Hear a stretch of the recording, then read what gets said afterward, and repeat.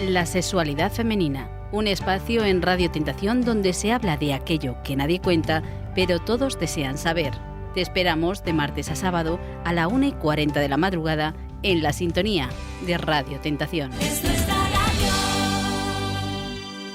Yo les tengo que confesar una cosa. Este es mi programa de radio favorito, porque esta es la sexualidad femenina.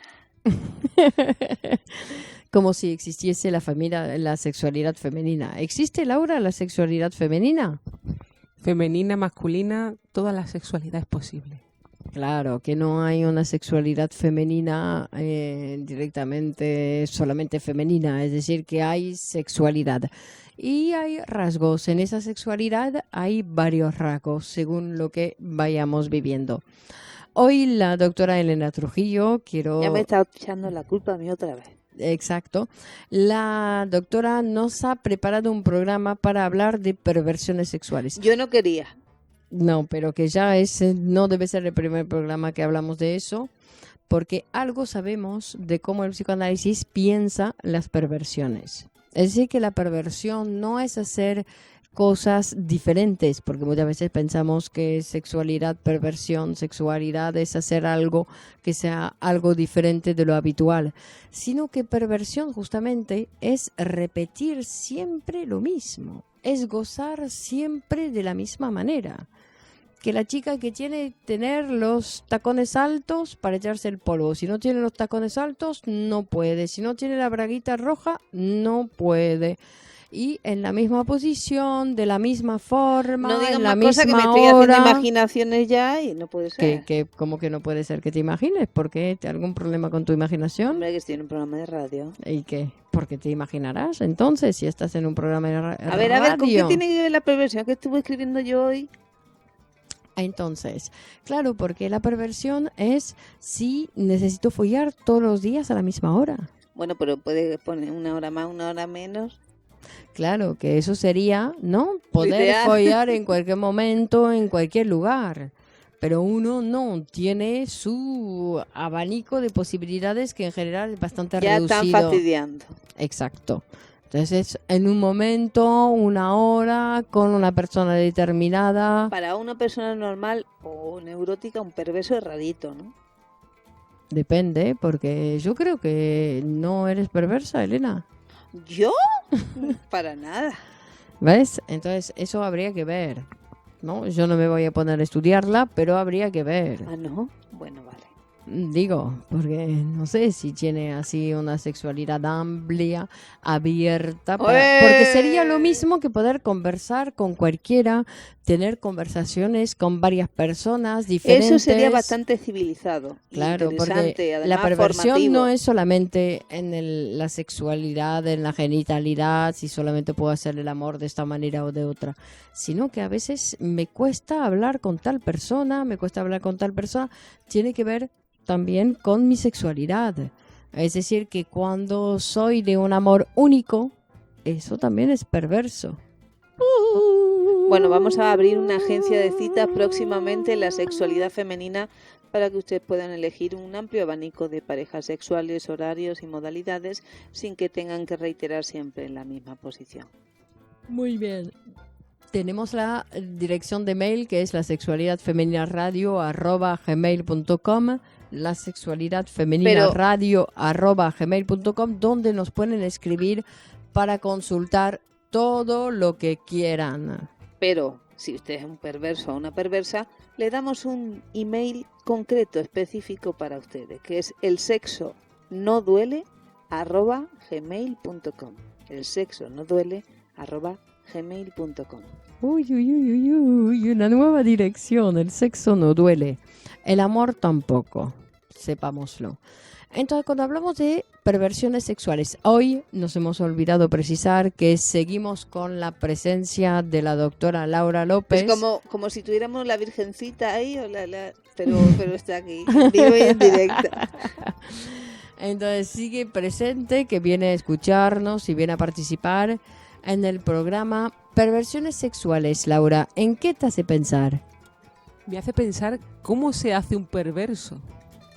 ¿De qué manera se crea un perverso? Pero es que si hablamos de perversidad, yo creo que más que mirarlo por el lado de repetir ciertas cosas de una misma manera, también se mira por el lado más cotidiano, a lo mejor, de perversidad, en el sentido de que haces daño, ¿no? O que haces algo que atenta contra la persona, o con la libre sexualidad en el sentido de amplia, ¿no? De gozar, de disfrutar de la vida. Entonces a veces me hace pensar en la represión que se le hace a los niños, ¿no? En la época sexual infantil, en la que se intenta inculcar como que tiene que hacerlo de una manera determinada. Se le transmite que a lo mejor el sexo no es bueno, o que tienen que hacerlo dependiendo de unos cánones, ¿no? Entonces eso hace que esa persona ese deseo no lo pueda poner en juego, no lo pueda experimentar, y al estar tan reprimido luego hace que sea una persona muy intransigente, moralista, y que crea que las cosas se hacen de una determinada manera, ¿no? Elena, ¿quieres añadir algo? Es muy interesante lo que dice Laura. ¿Cómo se construye un perverso? Porque no es que uno ya es perverso y le ha caído del cielo, sino que hay varias personas que han participado, aunque él después ha elegido esa posición. ¿No es eso? Es que siempre hay posiciones favoritas. Pero claro, la cuestión es que hay que aprender a gozar de todas las modalidades, porque de todas las modalidades se puede gozar o aprender algo. Además, sobre todo también, porque tenemos que tener en cuenta la persona con la que nos vamos a encontrar.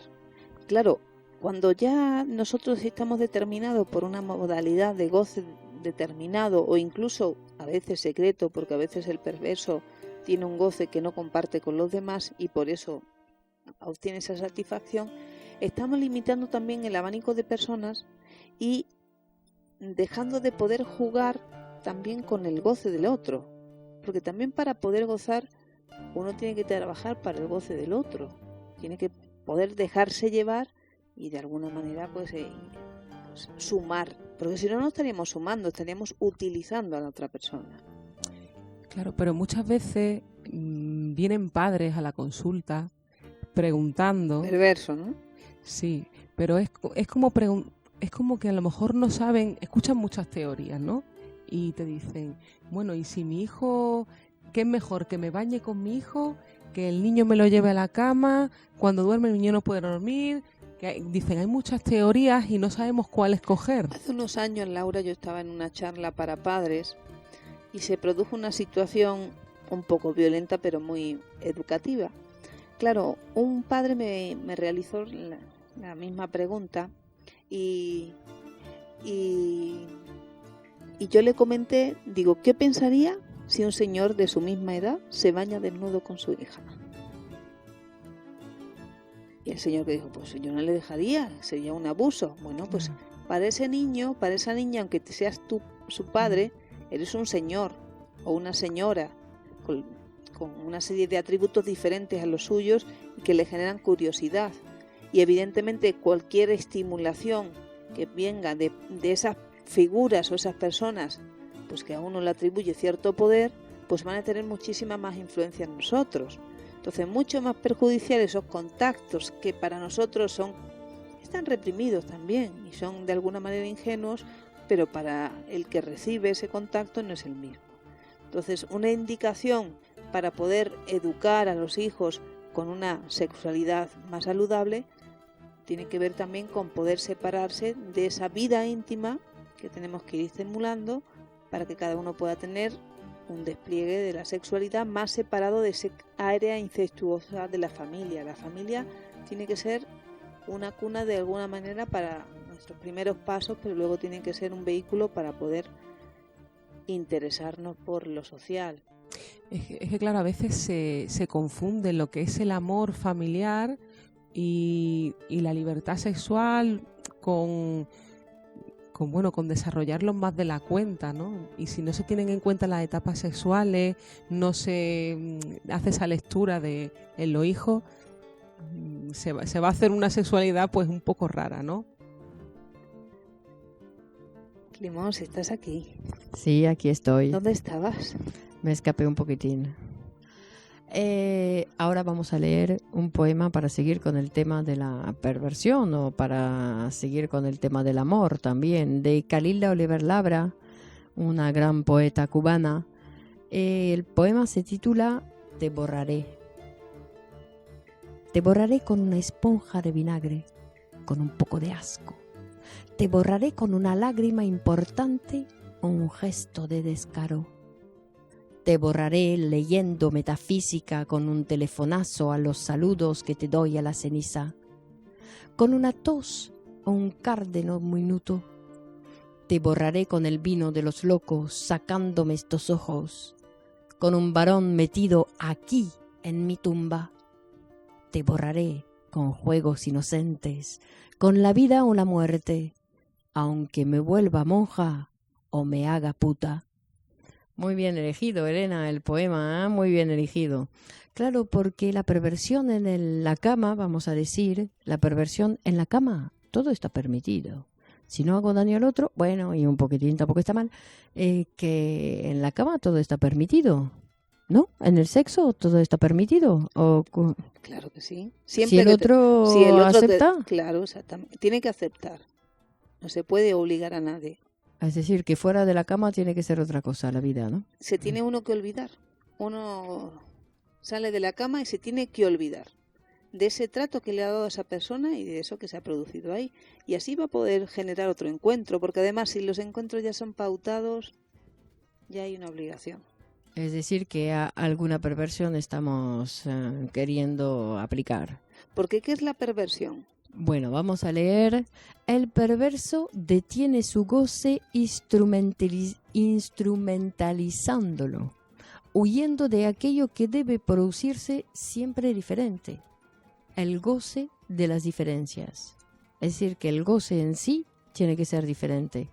El perverso no ha aceptado la diferencia sexual, por eso desvía en su modalidad el deseo, para controlarlo. Que de ahí vuelve la famosa canción del medicamento, el sexo, divina porquería, que todo el mundo quisiera controlar el sexo, divina porquería, que todo el mundo quisiera controlar.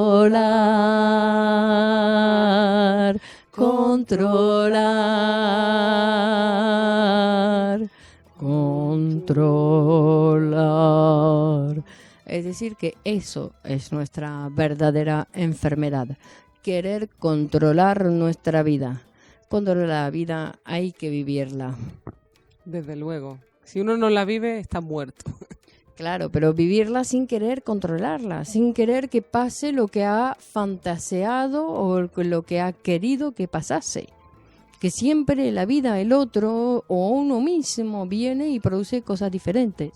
Claro, y querer controlarlo también indica un miedo al deseo. Esa persona es más deseante de lo que puede controlar y por eso se desborda.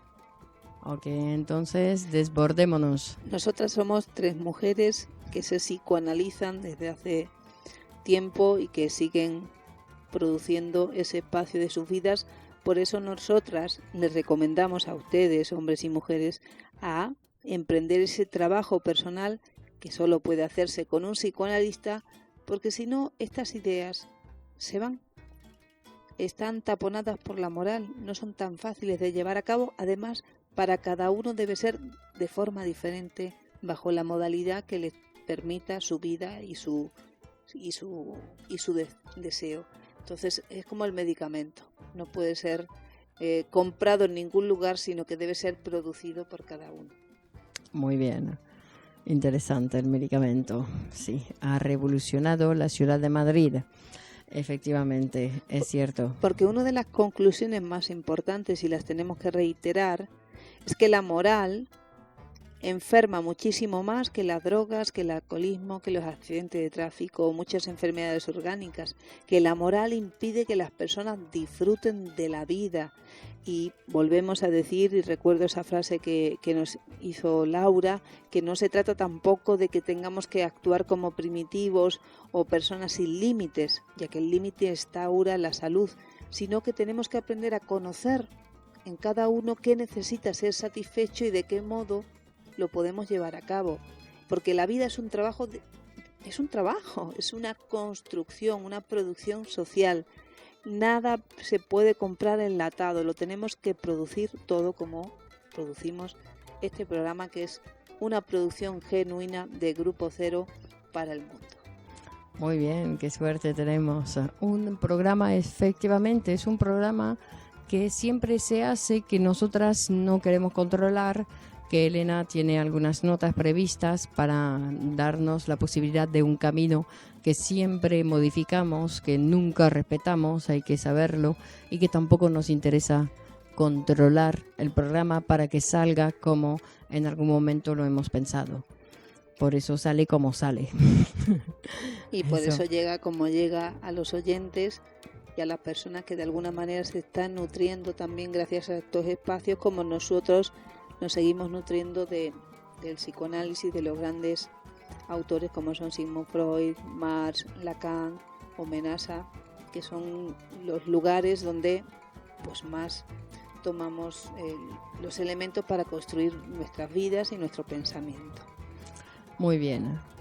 Hemos concluido, vamos a concluir para hoy y seguimos el próximo día porque queremos seguir. Para adelante como los de Alicante.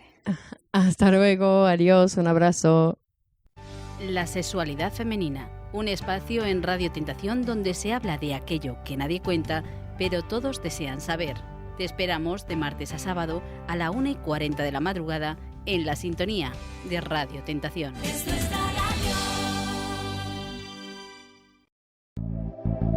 La vida se compone de innumerables pasos que a veces no sabemos a dónde dirigir.